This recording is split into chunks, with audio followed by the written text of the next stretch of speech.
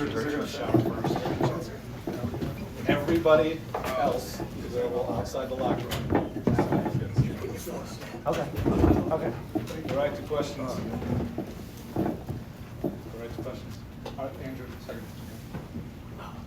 Coach, you guys down 16 with 12.5 minutes left, situation 4, you come back having to close the deal.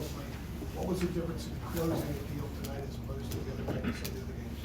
Well, I mean, I don't think it's, I think it's a big difference because, down the stretch,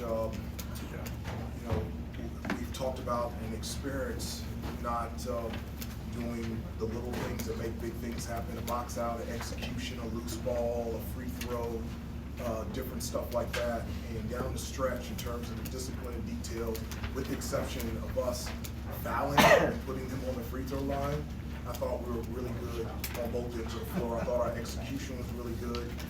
Defensively, we gained rebounds. We took care of the basketball. We had 11 turnovers in the first half, only 7 in the second.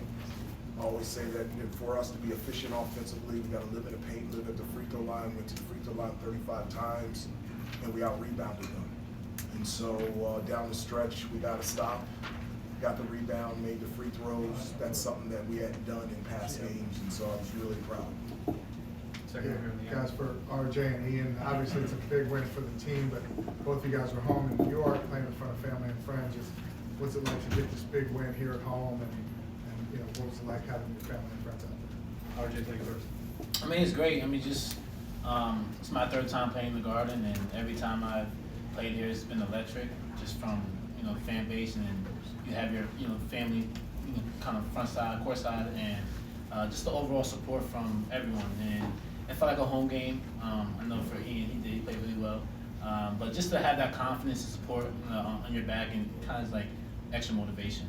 And there's nothing like the Garden. I heard a lot of NBA players say that this is their favorite arena to play in, and just because of just the historic players that came through here, but just overall the energy. I know we made a run, and our fans got to their seats, and you couldn't really hear who was on the court because that's how loud it was. So it's my favorite place to play, like as a neutral site game, and just want to continue playing well and continue to keep winning because I'm 2-1 here, so that's something to brag about. Yeah, absolutely. The energy here was electric. Felt like a home game, definitely. Yeah, it was just some place like I never played before. My first time playing in the Garden. Yeah, it was just fun. Man, I had so much fun out there. Did you always want to play here? Something you dreamed of growing up? Yeah, absolutely. Always a place that I felt like I wanted to play. Anywhere in New York, the Barclays here. Just one of those places where, as a kid growing up, watching basketball, you just want to be a part of how much is going on in this building. Caroline, she has the mic. And then Chip behind her. RJ, in the last minute, you went 1 for 2 in the line for one trip. In the second time, you have a chance to tie it or win it. What's going through your head, and was that a moment of redemption for you? Yeah, because I shouldn't have missed the first free throw. So Seth had made I wouldn't have got to the second free throw if Seth didn't get that stop in the diamond press. That's the reason why we won the game. He was able to deflect the ball off of the guard's leg, and he was able to get another chance. So going to the line the next time, I was able to kind of just free my mind a little bit and just tell myself I was going to knock him down, and I kind of visualized it before I got the ball that I was going to knock it down. So yeah. Behind you, Chip, then Adam over here. Yeah, but this is for Coach Davis. Florida's offensive rebounds hurt you guys, obviously, in the game, late in the game the other night. Must have been pretty gratifying to see Jalen grab a big one tonight. It was huge for in a huge spot like that. It was huge for the team. We were talking in the huddle, and we were up by 1 after RJ made the free throw, a little bit over 10 seconds to go, and we talked about being in that situation in the past, and for us not getting the box out, costing us a win, and that all we needed was one stop. And I was just really proud of them.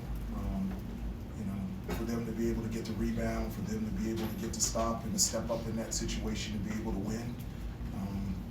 UCLA is a really good offensive rebounding team, and we were able to out-rebound them, and I thought that was a huge determining factor for us winning today.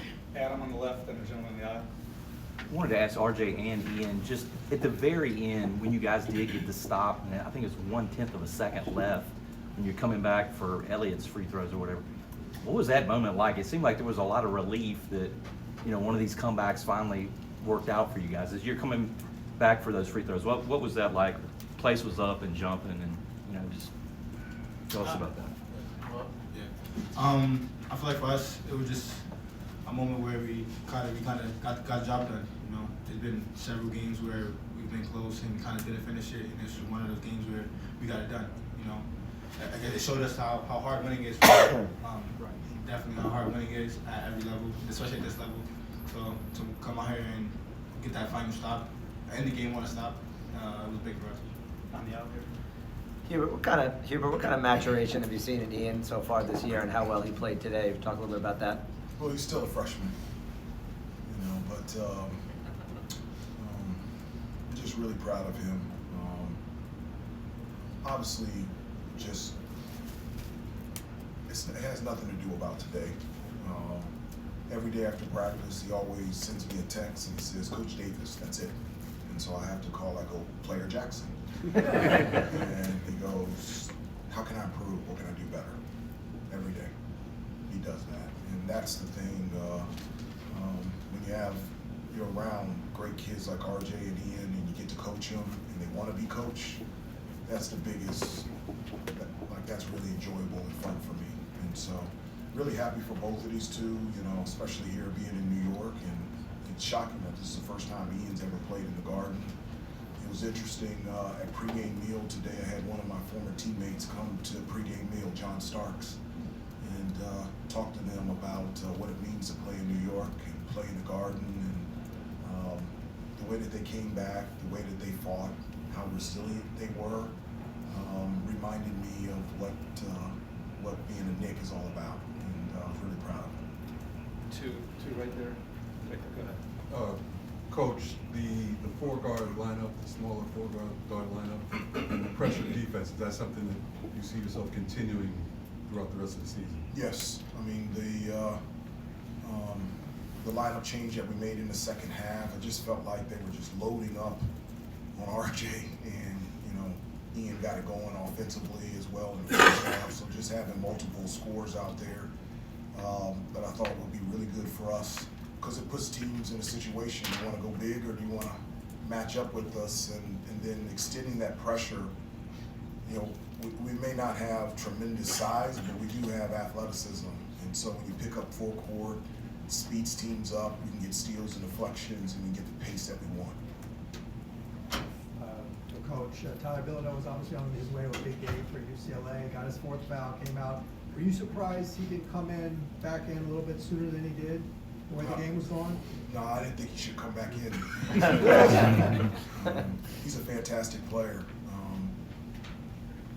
He can defend, he can rebound. There's not many players in the country that can score in the post with that patience, face up, mid-range jump shot, and knock down the three.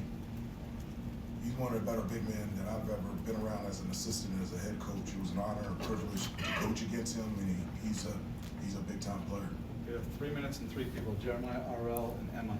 3 Yeah, minutes, quick. for Ian, obviously we've kind of asked you several times this year, and you always say that you've always been confident. You're always a confident player. I guess today specifically, what kind of allowed you to get into a rhythm? Played a lot in that second half, pretty much almost every minute in the second half. Just what kind of allowed you to get into a rhythm and then sustain it and keep it from there? Trusting my teammates. Them finding me in certain situations, certain actions, and giving me the ball, and just allowing me to, on the offensive end, go out there and be myself. Like I said, I got a lot of confidence in myself. Always had that, but my teammates definitely put it over the top today, and they helped me, and I appreciate them for it. Last two, RL, then Emma. RJ, being battle tested in these sorts of games recently, how much did that help you? And was there any anxiety that slipped in because of how some of these games have gone? I think it's been, just our schedule in general from the start. It's been, we've had a lot of. What do you mean? We've been battle tested all year. This first 12 games just feels like we've been in March Madness games. But that's what it's going to be like at the end of the year, where we're playing against tough teams all the way to the wire, and being able to execute, being able to get an extra rebound, an extra stop. And I think that's what we're starting to get the hang of a little bit. I think Coach Davis does a good job of kind of just emphasizing to us, like he said it yesterday in shooting around or practice, that you're not gonna have a chance of one more because we scored on blue and they wanted another possession to get a stop. But life is not always gonna move that way. You're not always gonna have another chance to get another stop, get another win. So when you live in that moment and live in and be present, you gotta give it your all. And I feel like having these battle tested games early on helps us build. And obviously we made some mistakes and we lost some games that we should have won, but I think overall it's helping us build to the team that I know we can be. So yeah. Any anxiety? And anxiety, no, never anxiety, no. Last one. Yeah, for Coach Davis, just talking about the tough non-conference schedule, after Florida, what conversations did you have with the team that may have led them to the outcome of today?